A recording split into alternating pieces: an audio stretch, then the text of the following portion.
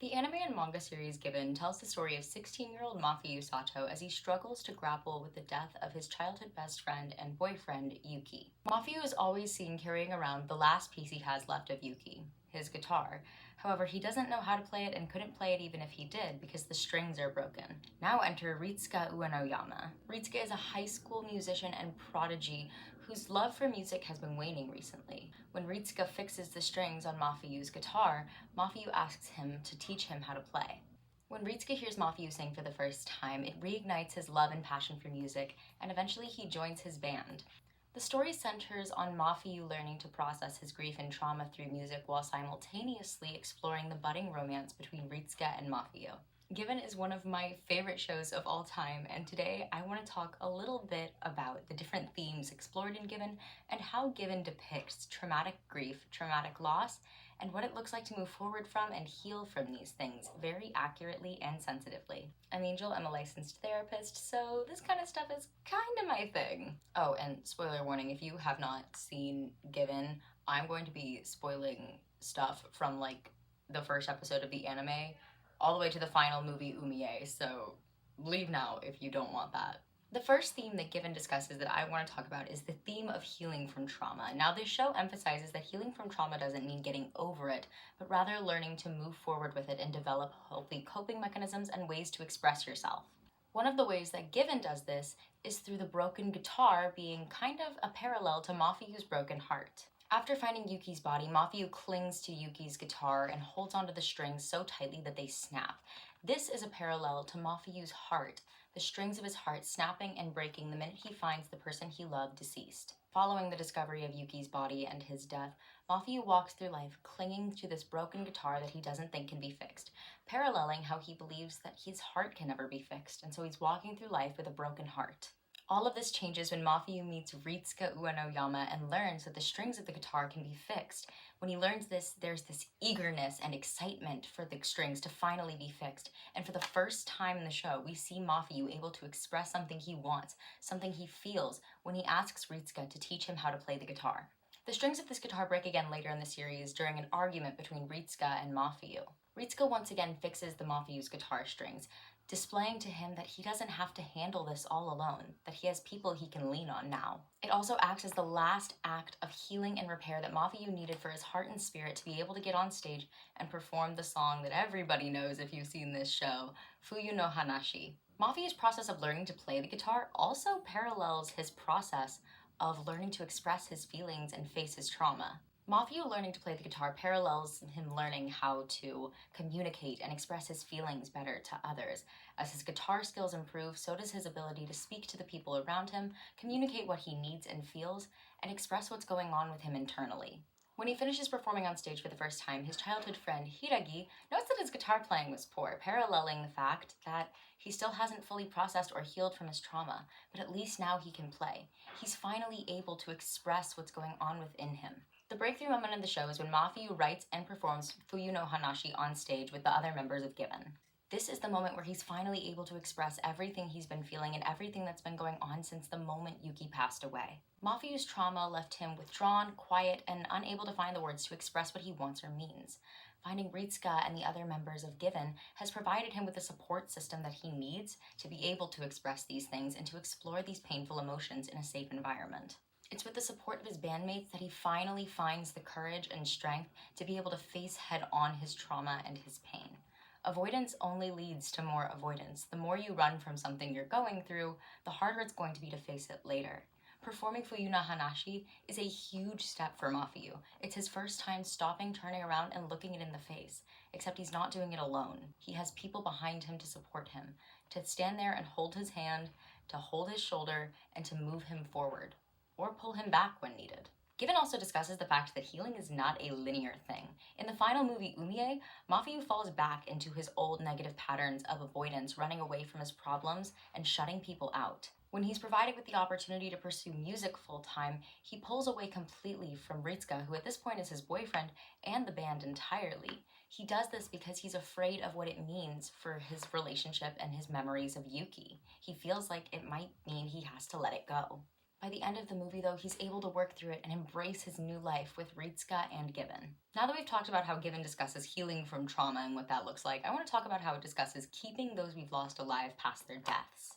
Given encourages viewers to hold on to the memory of those they've lost and use their memory and the love they have for them as a driving force to move on and build a beautiful new life. And Mafiyu learns to do this through music. Music was Yuki's passion, and by playing on Yuki's guitar, Mafiyu was able to honor that passion and keep it alive and moving forward. Mafiyu picked up the torch that Yuki left behind, metaphorically and literally, by picking up the guitar, and carries it forward, going on to be a professional musician. Every time he picks up that guitar and plays it, whether it's for fun, in practice, or on stage, he's keeping Yuki's memory alive. Now, there are 2 songs in this series that really center on Yuki, and the first one we see in the anime series in episode 9 called Fuyu no Hanashi, and I talked a little bit about this earlier. Fuyu no Hanashi also means a winter story, and this song isn't what you would think it is. A lot of shows would handle this by having it be a goodbye letter to Yuki, but it's not.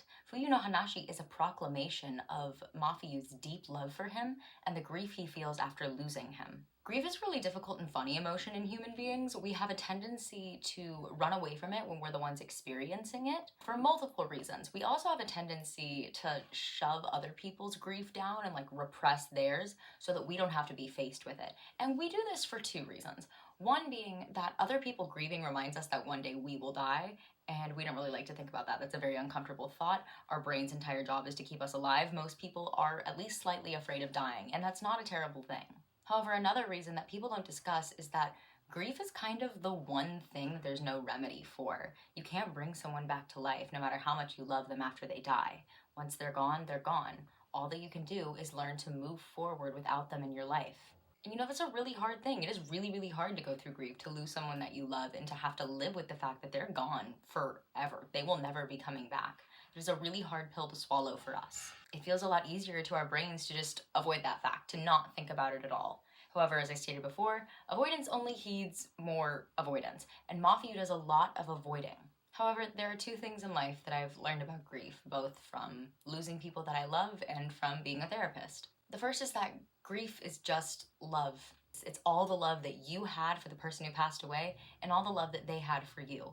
I truly believe love is the one thing in this world that perseveres beyond death. Even when the world bursts into flames and completely ends, I believe that the love that human beings have had for each other will live on in the stars and in the galaxy. It will permeate anything it can because love is that strong.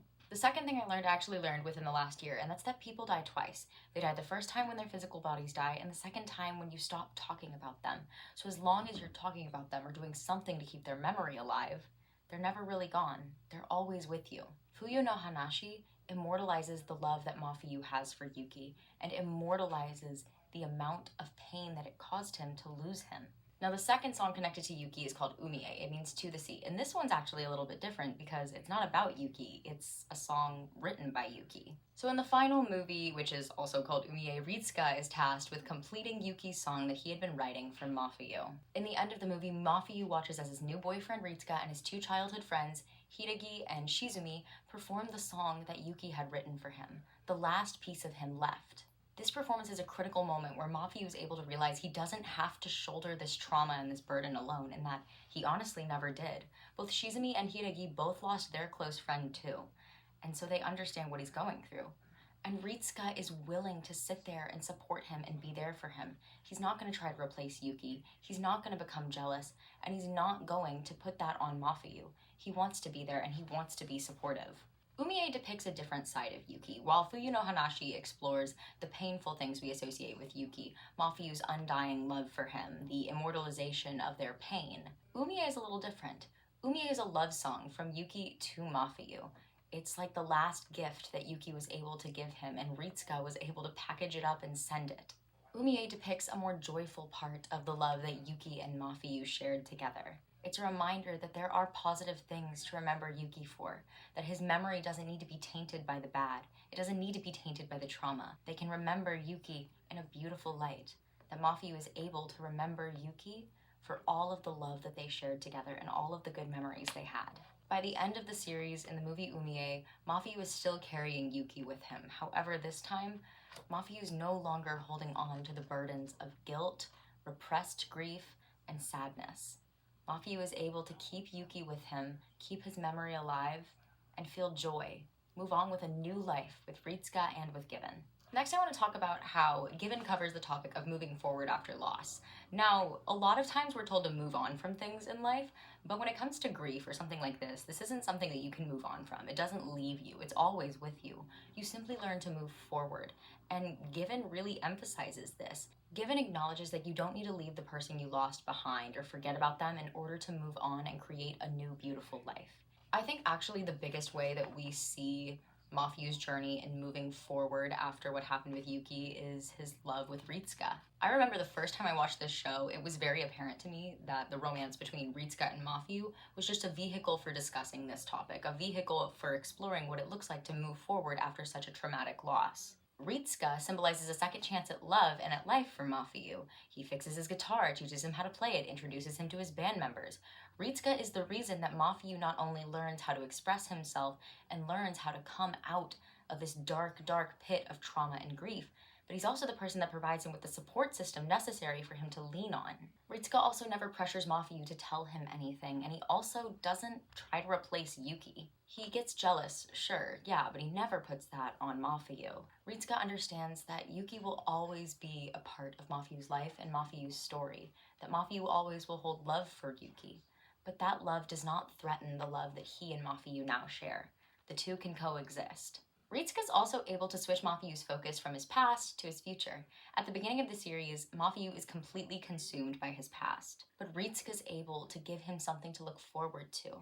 He gives him music, he gives him friendship, he gives him the band, and he gives him a new love. By the end of the series, we see Mafiu excited and eager for his future with Ritsuka and with Given. Mafiu acknowledging his love for Ritsuka alone is a huge step in this story. He's allowing himself to move forward, to fall in love with someone new without having to forget about Yuki, while still keeping him alive. A lot of times when people lose their partner or their spouse, they find it really hard to move forward and to form new romantic connections because they feel guilty about it. They feel like they're somehow betraying their former partner. So a lot of the time when they're finally able to start going on dates again without feeling guilt, or when they're able to start thinking about someone else romantically, that is a huge sign of healing, that they're moving forward from their loss. Because the sad fact of the matter is the person that you lost is gone and there is no bringing them back. However, the hopeful and beautiful thing is that you're still alive, and where there is life, there is hope. I firmly believe that where there is life, there is hope. And I think that this really depicts that.